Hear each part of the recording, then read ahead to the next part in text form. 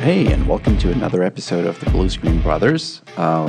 Maybe more accurate today is the Blue Screen Brother because I left Paul-Erik and Olav back home, and I replaced them with two of my favorite friends here for the Microsoft MVP Summit. And first guest out is Anders. Hello, Anders. Hello. Who are you, and tell us briefly about yourself. Hello, I'm Anders Kristiansen. I work with you, Alexander, in Storebrand. But my role there is being a lead security architect. So I'm the security guy, basically. I have a feeling that Paul-Erik sent you with me just to see that I follow company compliance rules, but I'm not sure. We will see. You'll see, all right. And we have a recurring guest, Brian Sanderson. Hi. Hi. Welcome back. Thank you. It's great to be back. It's been is it a year? I think it's been exactly 1 year. Exactly 1 year. Yeah. And there's not been that much that happened in IT in 12 months, right? Oh, it's such a stagnant area. No, there's been a lot of things that have changed in a year. Definitely, a lot of things have changed. Yeah, and last time we spoke of your game, the Train game, and how Copilot helped you modernize your applications and everything. But your background is from the Mosaic browser. Yeah. So just to let everyone know where I am right now. At Microsoft, I'm the sales enablement lead for a couple of different seller roles that we have in our field. We have a technical specialist role called the Cloud Endpoint Technical Specialist, and we have a seller role, a specialist role called the Virtualization Specialist. And both of those roles are out there helping customers bring virtualization technologies like Azure Virtual Desktop and Windows 365 to solve problems for them. But I do have a storied background, certainly a lot of years at Microsoft, but before that I was at the National Center for Supercomputing Applications, where we really got started with the web browser. So I came from NCSA and was one of the developers of NCSA Mosaic for Windows and NCSA Mosaic. And going back those ages, people worried for computer viruses, so they wouldn't go online unless it was absolutely necessary. You wouldn't put in a floppy disk that you got from a friend because he was just bound to get the virus called Yankee Doodle at some point. There was always something that kind of spread around. But ever since around the mid-2000s, maybe the late 2000 area, security on computers, security on phones have been quite tightened. So people have started using services and install applications with more confidence. So how often have you read the end user license agreement, or we just scroll down to the bottom and say, yes, accept, and move on? But is that really a smart thing doing nowadays when you see all the different plugins for Teams, for browsers? Or should we start worrying for that, Anders? I think no one will basically read those clauses because that's simply a pattern we have, as you say. But as you say, more and more people are using extensions to kind of bring what they need or bring the browsers more powerful, or it will help them do some kind of problem solving, basically, such as password managers and grammar things. All sorts of things.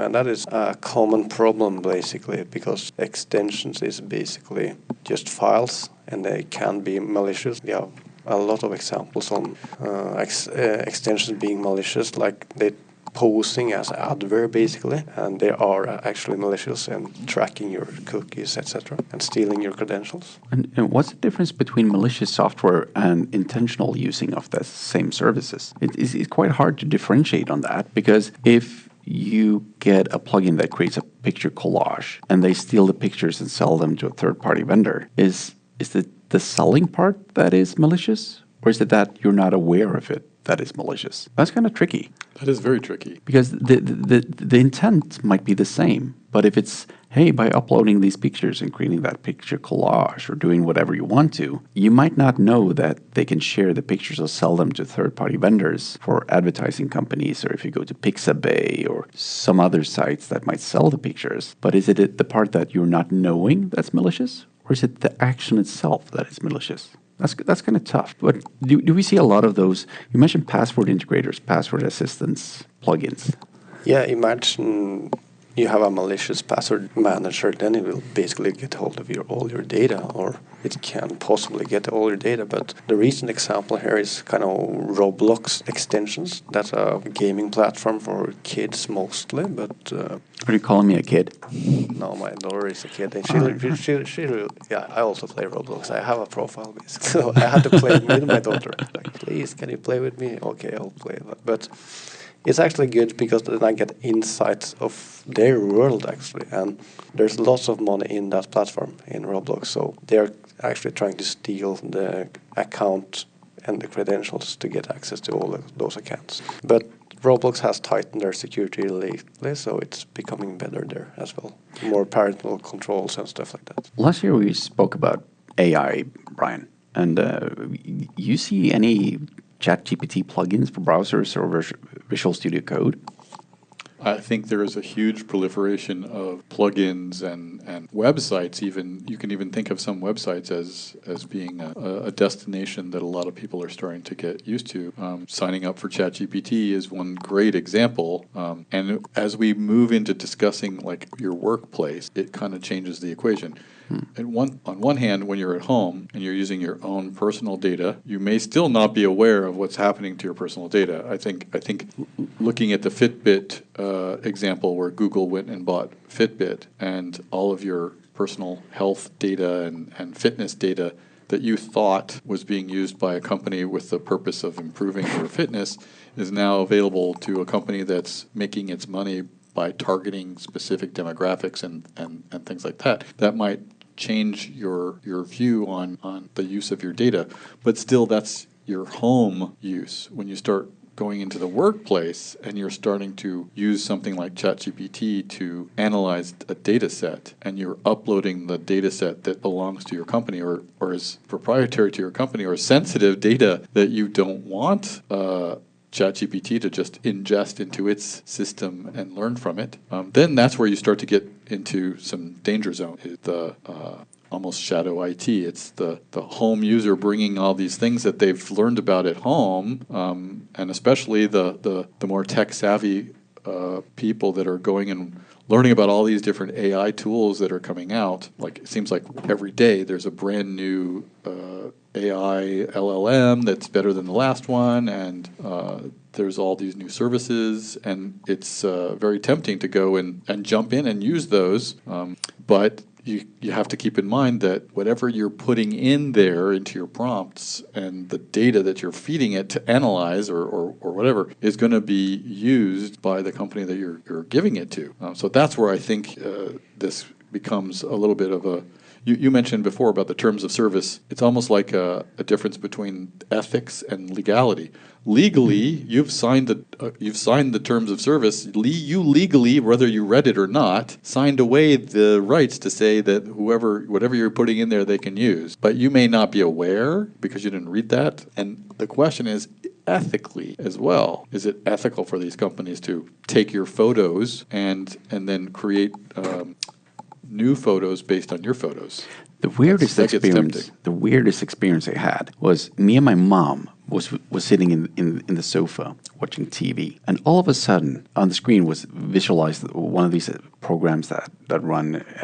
You have these Reels America's Funniest Home Videos and whatnot, and they just make for fun sketches and everything. They mix up videos that people submit to them. All of a sudden, we saw my brother where he was solving a Rubik's Cube underneath water, and he solved 3 of them while being underwater. That video was uploaded on YouTube. So we were sitting watching a program in Norway and had no idea that my brother were to be broadcasted in the US. Mm-hmm. So in the terms and conditions of YouTube, apparently there's something that allows them to sell that video to third-party vendors and TV programs. So that was quite a weird experience to see how that was used in that clear way. So I don't know if they have a clause for that, but it happened. And what happens if that happen to be your corporate data? Mm-hmm. Are you sure that your screen recording does not include any of the corporate passwords and secrets? Because if you upload those, they're out there to sell. So it's kind of scary to see how this can go.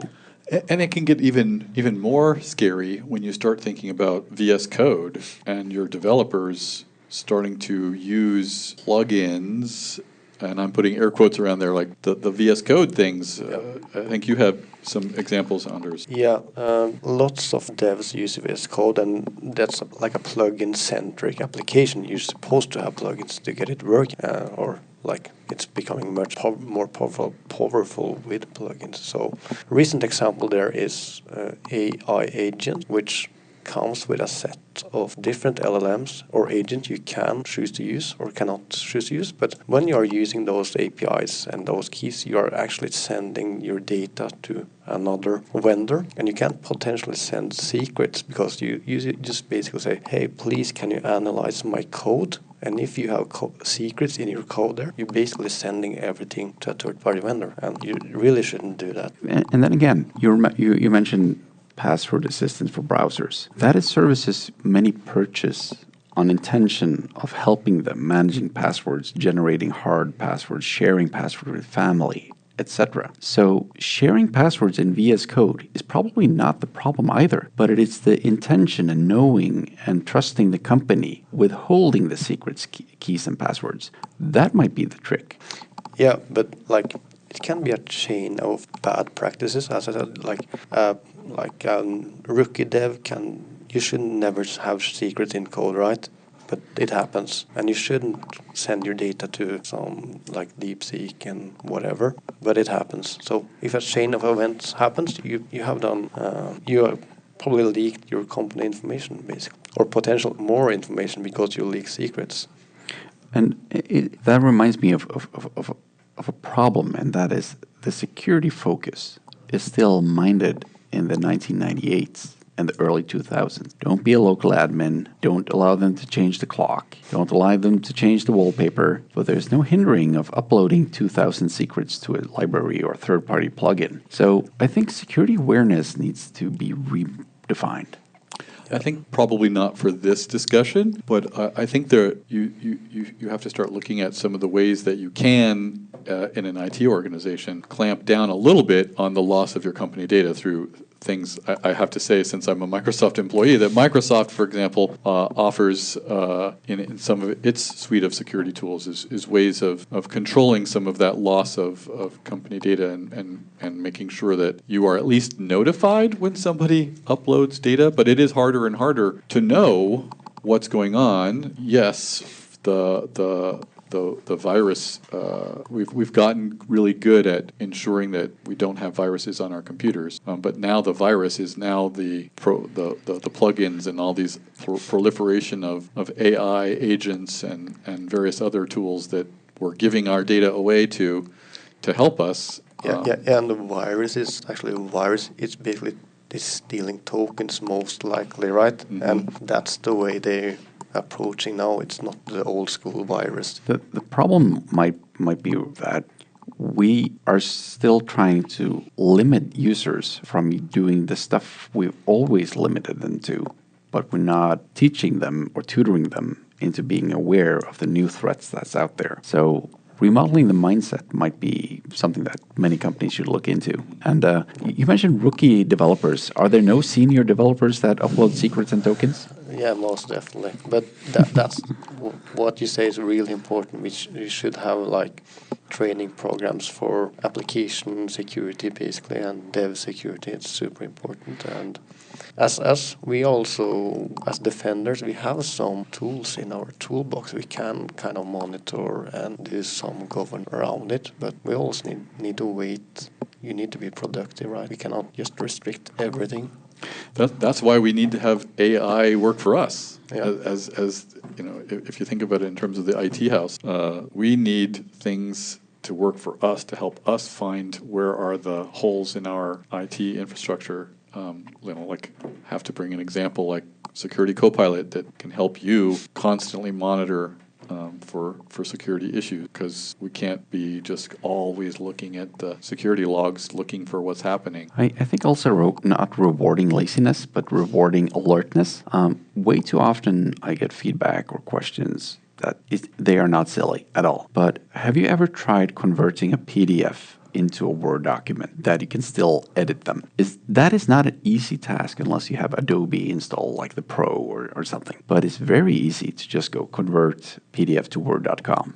and find one of those online plugins that just does that for you. Another great example. So the problem is that users are not necessarily lazy. Some are. They're not necessarily stupid. Some are. Some are. They might not undermine the risk. Some are. But they have a problem and they need to solve it now. And you apply your manager for Adobe license and you say, no, we can't afford that. That's $250 a year. We're not going to give you that for that one PDF file. But you still need to do the task. So it's very easy to just do the simplest way, just like river floating downhill, find the easiest way to get down to the bottom of that hill. So there are so many tools, plugins, websites that just gives you so many good toolings for free, and that it might suit well for your business, but reading terms and conditions is important. Yeah, reading terms and conditions can be one thing, but you should also read, or you should install plugins from verified marketplace and also VS Code plugins from verified sources. That's also very important. You have to build awareness around your user base, basically, so they are kind of cognizant of what they're actually doing. Any final thoughts? I see your the fear in your eye. Did you upload a PDF recently? No. But it does take me back. You mentioned that we are still in this mode where we're thinking of the PC as something we lock down. We still need to do that. I don't want to leave without acknowledging that there are still bad actors out there that are preying on people who may not be aware. In Washington State, we've recently had a rash of text messages that say, you owe a toll and you haven't paid your toll, so here's the link, go pay your toll. And it's rampant now in Washington. I've received 5 or 6 of these myself. And so we still have to be vigilant, even with the kind of the old ways of watching out for viruses and scams, and they've become more and more sophisticated. It's really easy to tell, for me, to see, this is a scam. But in the not too distant future, unfortunately, our AI is going to turn the tables on us, and it'll be easier for those bad actors to create more inspired scams that will catch us all off guard. So we all have to just remain vigilant, regardless of what we're doing. I think that's the key message here is you can't let your guard down. Even when you think your PC is taking care of something for you, and the days of having to go to get Norton antivirus every year are gone, because companies like Microsoft have made the operating system more secure, and it's no longer a second thought. It's primary thought, but it doesn't mean you can let your guard down on all the other stuff as well. So train your users, secure your devices, read the terms and conditions of every plugin application. I'm not sure about that last one. I don't think I'm ever going to be able to read every single terms of service because they're quite long, but